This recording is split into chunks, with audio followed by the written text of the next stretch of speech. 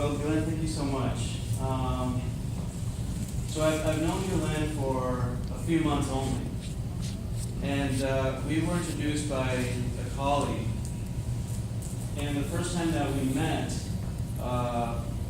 it just felt right. Because it really is about why we do the things that we do. We always talk about, how we do the things that we do, or what is it that we do, right, as organizations. But why is it that we do the things that we do? And that came across when we sat down to have a conversation. So, as you already know, my name is Omar Lopez, and I manage a program called the Non-Custodial Parents Employment Program. And it's one of over 40 different programs that the agency I work with has. And the agency's name is Gulf Coast Jewish Family and Community Services. And this why I do what I do started with that vision. This agency started back in 1960 with a vision to help out individuals in the Jewish community in the Tampa Bay area that had been affected either directly or indirectly by the Holocaust in the Second World War. Since that time, the agency has grown, and in 1974 adopted the extension and community services.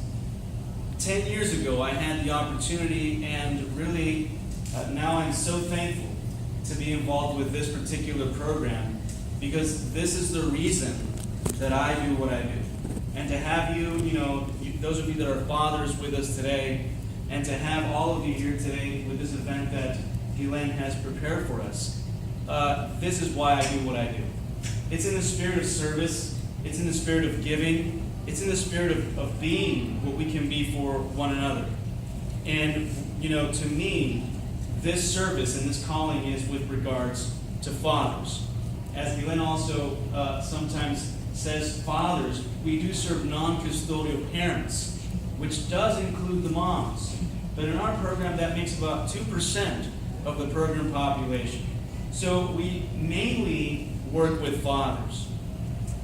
At the same time that I was starting with this agency about 10 years ago, the 27th of June will be exactly 10 years, I also had the opportunity to welcome with my wife our first son. And the raw emotions that I felt as I was holding my son in my arms is something that to this day I cannot articulate, but it is as vivid today as it was back in that night on October 30th, 2006. This thing called father, to me, is such an important element and such an incredible opportunity that as the years have gone on, I have realized that this was the reason why I had this particular calling without not even knowing it. To be a father, especially in this day and age, which is not easy. It is not easy to be a dad today. And I really appreciate also having this event started with the blessing of a pastor. Because I think that for me as a father, one of my greatest responsibilities is to teach my son to love God, to be a God-fearing person, because that is at the center of everything in my life, at least. And so I think that when I talk about a father, to me a father is a pillar. It is a foundation, and it involves and it includes the mother. But part of the problem that we have as a society today, especially here in the United States, is that our foundation is not solid because it's missing a very important ingredient, which is the father. And fatherlessness is probably one of the most prevalent and important issues facing our society today. In the United States, there's about 24 million and counting fatherless children. If we were to call this a disease, it would be an epidemic. It's alarming. But here we're celebrating fathers. And as a representative of the non-custodial Parent Employment Program, our mission is to help out fathers and mothers who are unable to pay and meet their child support responsibility. And we do this by providing employment services. Welcome. And we do this by providing employment services to our non-custodial parents. And so it's very exciting to be in a room where we have individuals and organizations represented that have the same cause and have the same calling to help out individuals in our community. This is really what our organization does.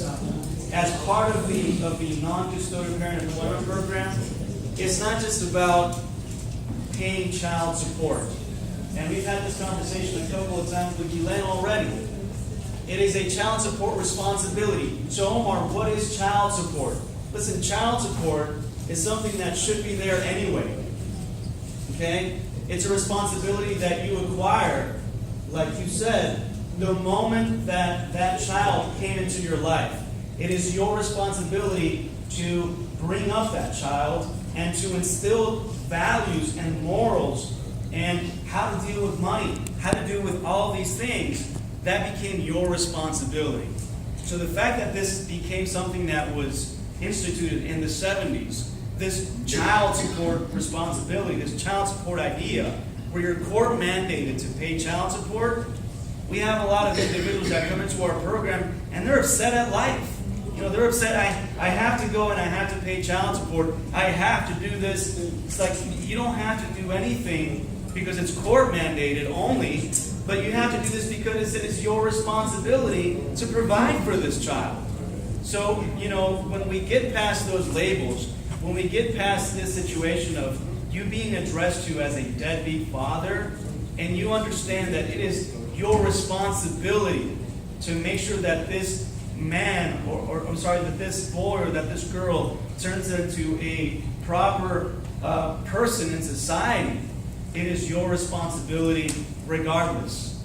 And so the financial aspect, of course, is so important, but it's not just a financial transaction.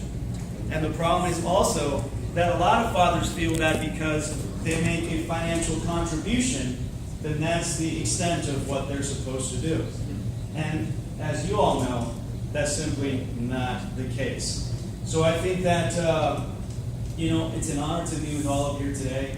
And I want to thank you, Len, for having me here representing our agency, because I really believe, and you hear a lot of people talk about it, but there's very few that are actually doing it. But together we can do a lot more than we can do as individuals. And Guylene does this. She serves in the spirit of winning with others and not winning, by stepping on somebody else to do it. And so that's why it was a great honor and a pleasure for me to be here tonight to not only represent our program, but to support Guylene in what she is doing. One final thing that I wanted to say with regards to father, I mentioned that it is a pillar and it is also a symbol of authority. But it's not a symbol of authority to lord it over somebody, right? But it's a symbol of authority because he also should be a man who is under authority. In Matthew 8:9, there's a certain centurion that asked Jesus to heal his child who was sick. And he said, I'm not worthy to be in for you to come into my home, but just speak a word and it will be done. And he said, I'm able to do this because I'm also a man under authority. Yes. And so, this is something that as we talk with our fathers and our non-custodial parents, there's so many things that from a psychological, from a soul, perspective, we can do so many things to motivate them and inspire them to be better men for their kids. But at the end of the day, it has to come back to the principle. And it has to come back to the beginning. Listen, the first thing that you have to do is if you're not a God-fearing person, you have to be a God-fearing person. Because this will enable you to do the things and to be a father to a degree that you did not ever know before. So this to me is very important. So a father to me is a symbol of, he is a pillar and he is a symbol of authority, of a higher authority. So thank you all tonight. Thank you to all the fathers who are here. Thank you, Guylene.